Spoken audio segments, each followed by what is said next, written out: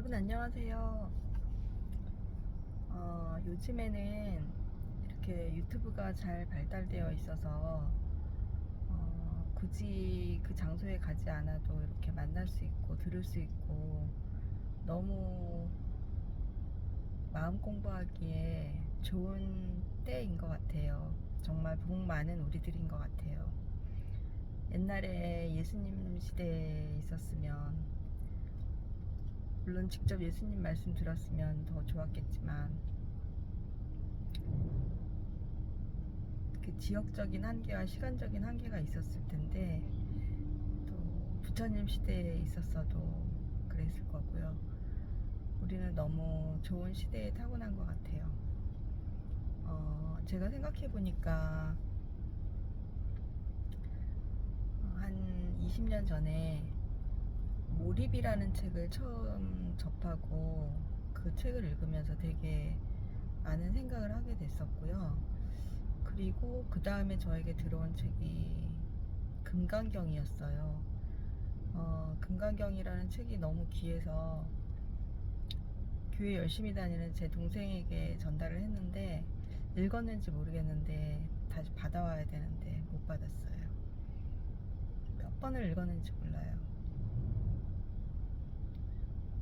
그리고 나서 서점에 가서 불교 서적 쪽에 서점을 가서 보는데, 저는 탄트라라는 책을 접하게 됐어요. 탄트라가 총 5권이었는데 5권을 다 갖다 읽으면서 거기에 118가지 방편이 나오거든요. 그 방편들을 접하면서 이제 수행이라는 거, 그러니까 그게 지금 생각하면 참나, 공, 깨달음, 나 자리를 찾아가는 그 방편들이었어요. 근데 굉장히 구체적으로 나와 있었고, 그 중에 하나 기억나는 게 어릴 때 그거 많이 해봤었거든요. 저희 집 밑에 내려가면은 다리가 하나 있었는데, 다리 밑으로 물이 막 이렇게 흘러요. 다리에서 그 애기가 그걸 이렇게 쳐다보면은 약간 어지러운 것 같으면서 이렇게 물이 막 흐르면 내가 이렇게 막 어느 순간에 이렇게 가는 느낌이 들잖아요. 그게 되게 묘한 기분이 들고 되게 신기하고 재밌고 그랬었거든요. 그래서 다리 밑을 쳐다보면서 그 물 가는 그걸 멍 때리면서 이렇게 쳐다보고 그랬는데, 그 방편 중에 그게 나와요. 그렇게 다리 밑에 흐르는 물을 쳐다보면서 그때 내가 없어지는 경험을 하는 그런 게 있는데,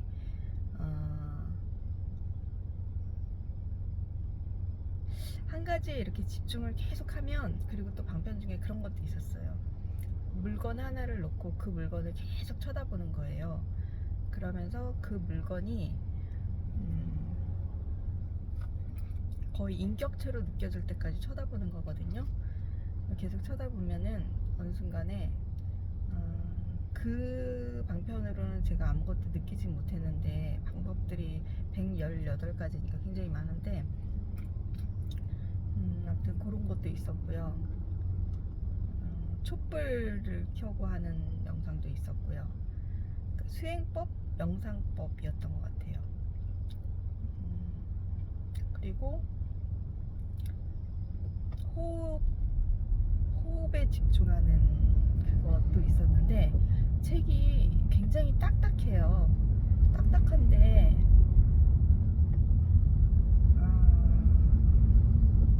제가 그때 당시에 그거를 왜 했는지 왜 하는지조차도 모르면서 거기에 나와 있는 거를 그냥 따라했어요. 그러고서 서점에 가서 그 다음에 이제 저에게 접해진 책이 잔인하게 위파사나였어요. 그래서 위파사나를 갖다가 놓고서 하는데, 이게 굉장히 어려우면서 구체적으로 하는 거기 때문에 조금 더 쉽더라고요. 근데 그때는 유튜브가 없었어요. 혼자 책을 통해서 주어진 그 그냥 자연스럽게 저에게 왔던 책이었거든요, 밑바사나가. 근데 지금 이제 유튜브에 보면 밑바사나 명상도 많이 나오고, 아, 내가 20년 전에 어떻게 혼자 스스로 누구에게 권유받은 것도 아니고 스승이 있었던 것도 아닌데 그 명상을 혼자 하고, 혼자 하니까 얼마나 어려웠겠어요. 알지도 못하고 그걸 왜 하는지도 모르면서 책이 접해지니까 그 책을 읽으면서 했었거든요. 근데 결국 그때 당시에는 이빠사나 명상으로 인해서 내가 공자리를 찾거나 명상 가운데 무언가를 느끼거나 한 적은 없었어요. 그런데 그것들이 밑바탕이 되어서 계속 지금까지 이제 마음 공부하고 있는 상황인데, 지금 시대에 공부하고 있는 우리는 얼마나 행복한가 그 생각을 하면서 제가 우리 사장님 지금 한 5개월 전에 만났었거든요. 근데 그때 당시에 사장님한테 마음 공부라는 말만 하고 있어요. 뭐 어떻게 일반인이었으니까, 명상하는 분이 아니었으니까 구체적으로 얘기는 안 하고 그 정도만 했었는데, 지금 와서 하시는 말씀이 한 2주 동안 제가 사장님께 어떤 얘기를 순간순간 이렇게 던졌다고는 표현을 하시더라고요. 던지는데 정말 깜짝깜짝 놀라셨대요. 어떻게 저런 말을 하지? 저 말을 책임질 수 있나? 이런 생각을 많이 하셨다 그러더라고요. 근데 요즘에 한 5개월 정도, 6개월 가까이 같이 생활하면서 저의 말을 100% 그냥 믿음이 간대요. 그리고 의지도 된대요. 그러면서 어제 제가 접하는 유튜브를 아직까진 권해드리지는 못해요. 왜냐면 안 맞아요. 아직 받아들일 그런 분이 아니어서, 그걸 제가 느끼기 때문에 한 번은 제가 사장님이 도대체 실장님이 알고 있는 그 부분이 뭐냐 뭐 이런 식으로 얘기를 하길래, 사장님 그러면 제가 듣는 유튜브 한 개만 좀 들으실래요? 이랬더니 싫다고 막 그러시더라고요. 그래서 말하는데, 어제 사장님도 요즘에 뭐 여러 가지 유튜브를 들으시나 봐요. 그래서 어떤 아가씨가 화장을 하면서 막 얘기를 하는데, 진짜 이렇게 얘기를 듣다 보니까 진리의 얘기를 하는 것 같더라, 이런 얘기를 하면서 요즘에 참 쉽게 다들 유튜브를 하는 것 같다는데, 제가 한다는 얘기는 차마 못하겠더라고요. 네. 그러면서 어제 들었던 이야기 중에 하나는 없음에 집중하지 말고 풍요로움에 집중하라는 이야기를 듣는데, 그게 굉장히 마음에 와닿으셨다는 얘기를 하는 거예요. 그리고 제가 그걸 들으면서 사장님이 지금 단계를 밟고 계시구나, 이게 느껴지더라고요. 없음에 집중하지 말고 풍요로움에 집중하라. 저는 그 풍요로움에 집중하는 그거를 이제 처음 저도 막 알게 되면서 하면서 약 400m 앞 시속 50km 과속 신호위반 단속 구간입니다. 빽빽하게 나무가 들어차 있는 숲속을 생각하라는 얘기를 받았었거든요. 그래서 그거를 지금도 아주 자주 하고 있어요. 근데 풍요로움은 우리 이 지구에, 우리가 보이는 이 대자연에 어마어마하게 많이 있는데, 당장 하늘만 쳐다봐도 이 광활한 하늘이 얼마나 넓고 구름도 얼마나 높고, 그 구름을 쳐다보면 하늘이 얼마나 큰지가 저는 와닿아서 막 구름을 쳐다보다가 눈물이 날 때가 많이 있어요. 우리가 없는 것에 없는 것도 물론 많죠, 생각해보면. 그런데 없는 것을 생각할 것이 아니고 나에게 주어진 것, 우리 하나도 가진 것 없이 태어났는데 지금 이렇게 주어진 것들 너무 감사한 것 같아요. 그리고 제가 보니까 그 깨닫기 위한 한 3가지 정도의 조건이 있다고 저는 생각을 하는데요. 그 중에 하나가 순수함을 잃지 않는 마음, 순수해야지 될 것 같아요. 순수해야 그 깨달음이 오는 것 같고요. 성경에도 어린 아이와 같이 되지 않으면 천국을 볼 수 없다는 말씀 주셨듯이 어린 아이처럼 순수하게, 어린 아이의 순수함은 모든 것을 받아들이는 거예요. 그 아이의 마음에는 아무것도 있지 않거든요. 근데 너무 신기하게 70 가까이 되신 그 사장님의 모습에서 정말 순수함이 느껴져요. 그리고 모든 것을 약 포용하고 400m 앞 시속 30km 과속 신호 위반 단속 받아들이겠다는 그 마음 자세가 있다는 거, 수용의 자세가 있으시거든요. 그래서 아마 그분에게도 저를 붙여주시고 깨달음의 길로 인도해 주시는 것 같아요.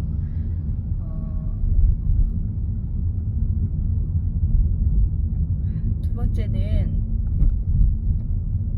깨닫고자 하는 열망이 있어야 되는 것 같아요. 간절함, 깨닫고 싶은 간절함. 제가 20년 전에 지금 아이가, 큰아이가 24살인데 딱 그때인 것 같아요. 20년 전인 것 같아요. 20년 전에 아이를 낳고 키우면서 결혼을 하고 아이를 낳고 키우면서 이 깨달음에 대한 간절함이 엄청나게 올라오더라고요. 그러다가 어느 날 교회에 갔는데 그때 저에게 성령님이 임하셨던 것 같아요. 너무 평화롭고 그 평화, 기쁨을 이걸 어떻게 표현하지? 내 마음 상태 이걸 어떻게 표현하지? 하는데 내게 강 같은 평화 이렇게 하잖아요. 강 같다고 표현하잖아요. 강 같은 평화. 아, 이 얘기가 진짜 딱이구나. 이 간단한 아이들이 부르는 이 찬송가, 이 가사는 성령님을 맛보지 않은 사람이 지을 수 있는 가사가 아니구나. 이걸 저는 정확하게 그때 느꼈어요. 내게 강 같은 평화, 강 같다는 평화, 강 같다고 표현한 그 평화가 너무너무 적절하더라고요. 이 가슴 여기가 찰랑찰랑 하면서 이렇게 뭐가 이렇게 꽉 차서 넘치지 않는 그런 어떤 기쁨이 계속 있는 거예요. 제가 지금 상태는 그 상태는 아니거든요. 근데 그 성령님을 한번 경험을 했을 때 그 마음 상태, 내 심리 상태, 그거를 아는데요. 그 탄트라 명상 거기에서도 그 기쁨에 대한 명상이 있는데 거기에서는 어떻게 표현했냐면 겨드랑이와 겨드랑이 사이에 집중해서 거기에 있는 기쁨을 꺼내라 라는 그런 표현이 있어요.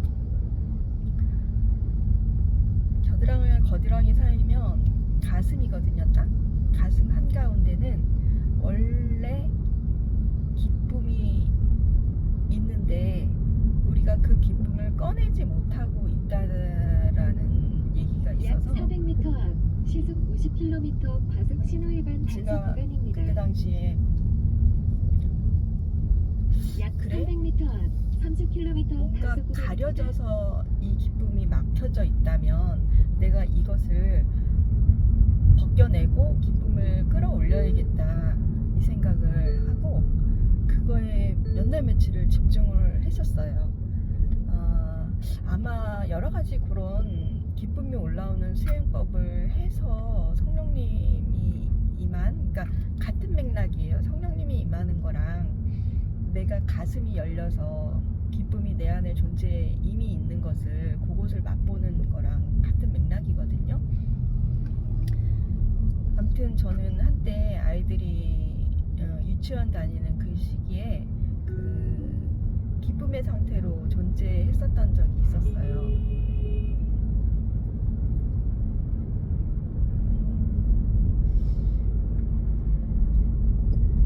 제가 운전하는 이곳이 30km, 40km 넘으면 안 되는 곳이어서 그냥 천천히 하고 이야기하기 좋은데 답답하신 분들은 또 있나 보네요.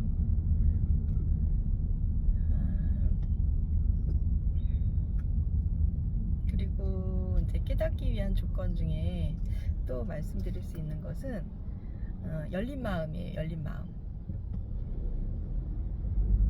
내가 모든 것을 받아들이겠다. 내가 기존에 가지고 있는 것을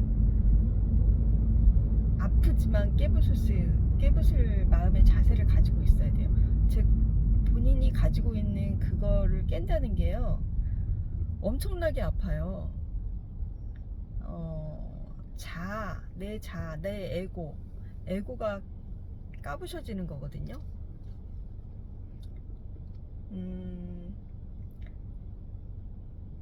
나 자신을 안다는 거, 나를 안다는 거, 나를 알아가는 거, 나를 알아갈 때 얼마나 아픈지 몰라요. 정말 눈물을 흘리는데, 제가 그러니까 업무를 할 때 막 뭐가 일이 잘 안 돌아가고 막 힘들고 그럴 때 아주 무의식적으로 나도 모르게 미치겠다는 말을 계속 했던 거예요. 저는 정말 그 말을 하고 있다는 사실을 1도 몰랐어요. 근데 하루에 못해도 10번 이상을 말끝에 미치겠다를 넣더라고요. 근데 그 지적질을 당하는데 그거를 근데 지적해 주시지 않으면 저는 제 자신이 알 수 있는 게 아니에요, 그게.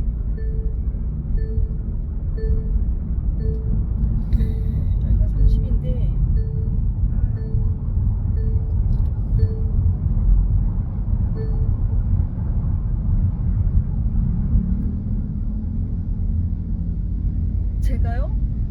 제가 그런 말을 한다고요? 제가요? 정말요?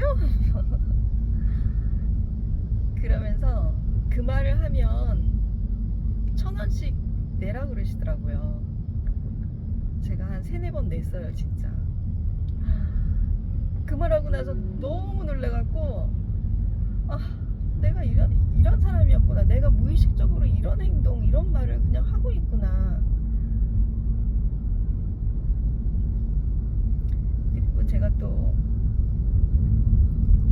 내 머릿속에서 알고 있는 것들은 남에게 전달할 때 자세하게 하지 않고 대충대충 하는 버릇이 또 있더라고요.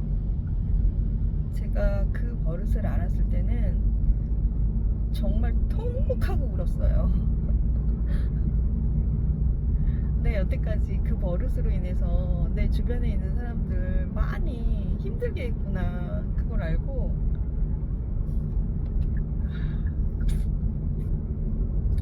그때 우는데 회개가 이거구나. 약 400m 앞 시속 회개의 30km 마음이 과속 신호위반 이런 단속 구간입니다. 마음이구나. 그때 절절하게 느꼈거든요. 회개를 함에 있어서 이 정도, 내가 아예 전혀 알지 못하는 사실을, 제 자신의 모습을 알았을 때 얼마나 슬픈지, 그리고 그거를 고친다는 게요, 어마어마하게 힘들어요. 그런데 그것을 진정한 회개로 내 주변 사람들에게 힘들게 하고 아프게 했던, 무의식적으로 아주 거슬리는 말을 하고 아름답지 못한 모습으로 사람들 앞에 서고 내 에고를 지적질 당할 때 나는 완벽한 줄 알고 살고 있었는데 진짜 아프더라고요. 네, 그런 것들을 받아들이는 거.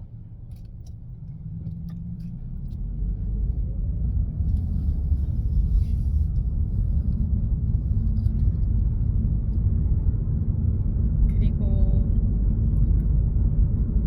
나의 모든 것을 이제 내려놓는다는 그 내맡김의 여러 가지 경험들을 주시면서 아, 맡기는 것이 이런 것이구나.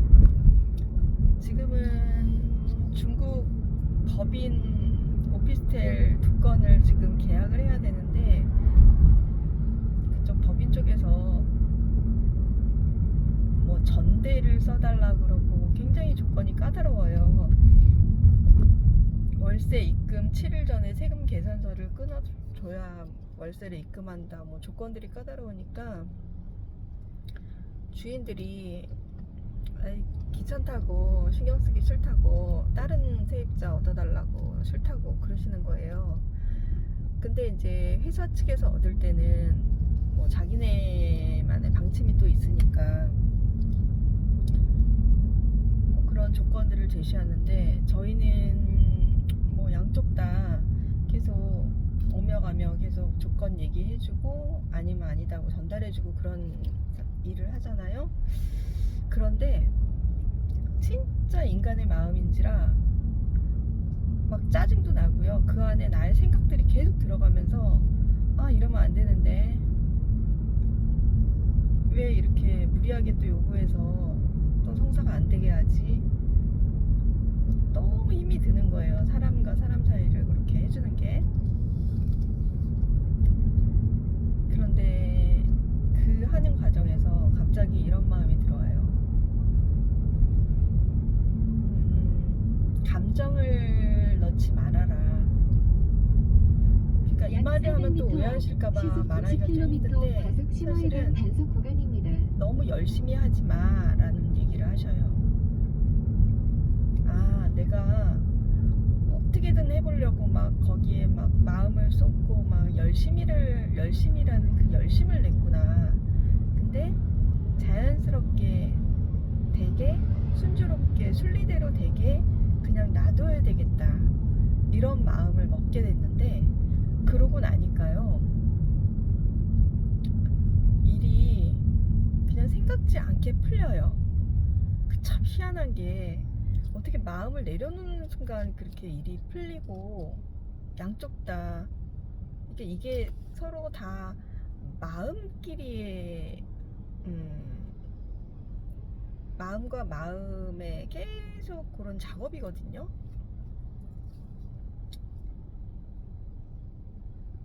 근데 중간에 있는 저도 내려놨겠지만 그분들도 내려놓고 다 내려놓으면서 그냥 원활하게 이게 또 돌아가는 거예요. 마음은 집안에 날뛰는 원숭이 같다는 얘기 들어보셨나요? 예전에 제가 한번 접했었는데 그때는 제 걸로 와닿지 않았었어요.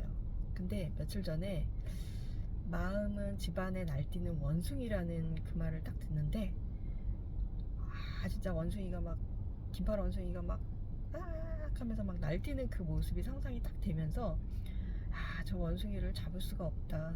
쟤는 여기서 살고 싶어 하고 애완 원숭이니 뭐 나가라고 할 수도 없고 제가 같이 살아야 되는데 저 날뛰는 원숭이 제 마음이 늘 그랬더라고요.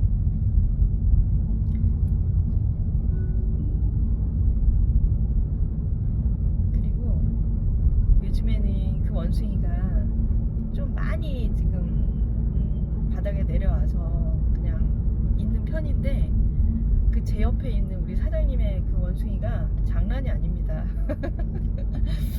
아주 재밌어요. 지켜보면. 빌딩 관리자한테 전화를 하면 그 관리자가 아, 사장님 뭐 맨날 전화하면서 되지도 않고 뭐 사장님하고는 안 맞는 것 같아요. 아유, 앞으로 전화 막 이렇게 얘기를 한 거예요. 그게 옆에 들리는데 사장님이 그 전화를 끊고 나서 침울해가지고 그럴 때마다 막 사기가 꺾인다는 얘기를 하시고 그러면서 그런 전화를 통화를 하고 나면 다음 통화가 연결이 안 돼서 하기가 싫어지고 막 그런다고 또 좋은 일을 생각하면서 다시 그래서 마음을 중간 지점으로 놔야 된다 뭐 그런 얘기도 하시고 하면서 저는 그냥 웃음만 나더라고요. 그리고 어떤 사람이 홀대하는 것처럼 그랬는데 나중에 그 오해가 풀리니까 얼마나 기뻐하시는지 몰라요. 약 400m 앞 시속 30km 과속 신호위반 단속 구간입니다. 그러니까 어떻게 보면 참 순수하신 분인 것 같아요. 그러니까 그 순수함이 그냥 얼굴에 다 있어요. 개구 어떻게 그 연세에도 얼굴에 그 개구짐과 그 순수함과 막 즐거워하심과 강아지 사진을 보여드리면 이렇게 보여드리면서 제가 이렇게 사장님 얼굴을 보면 이렇게 해맑게 웃고 계셔요. 이뻐가지고 이렇게 웃고 계셔요. 참 재밌는 사무실로 저를 인도해 주신 것 같아요. 오늘도 긴 운전하면서 저는 이 운전이 우리 삶과 똑같다는 생각이 들어요. 어떤 차를 모는지 다 형편이 틀리잖아요. 그렇죠? 누구는 벤츠를 몰고, 누구는 소나타를 몰고, 누구는 카니발을 몰고. 또 앞에 뭐가 있다.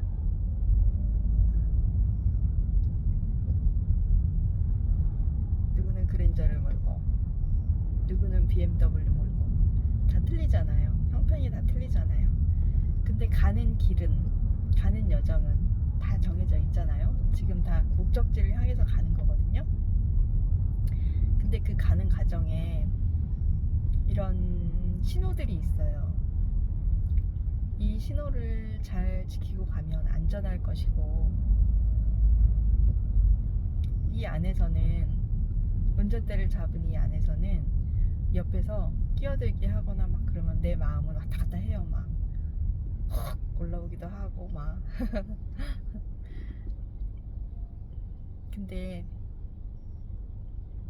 아무 일도 없이 내 목적지에 도착하는 사람도 있어요. 어떤 감정도 올라오지 않고. 그거는 운전 경험이 많은 사람일수록 아마 그럴 거예요. 처음 초보 때는 얼마나 떨리고 힘들고 조금만 옆에서 쭈삐해도 그것에 영향을 받고 감정이라는 것이 올라오고, 그쵸? 그래서 정말 운전을 할 때마다 어쩜 이렇게 우리 인생 여정길하고 똑같은가 이런 생각을 많이 하게 되면서 참 재밌는 것 같아요. 오늘도 나의 생각을 또 깰 수 있는 경험 주십사고 기도하고요.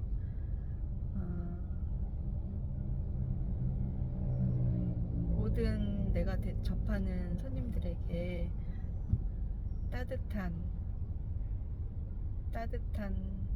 말, 따뜻한 미소, 그렇게 하루 또 보내보려고 기도하고 출근하고 있습니다.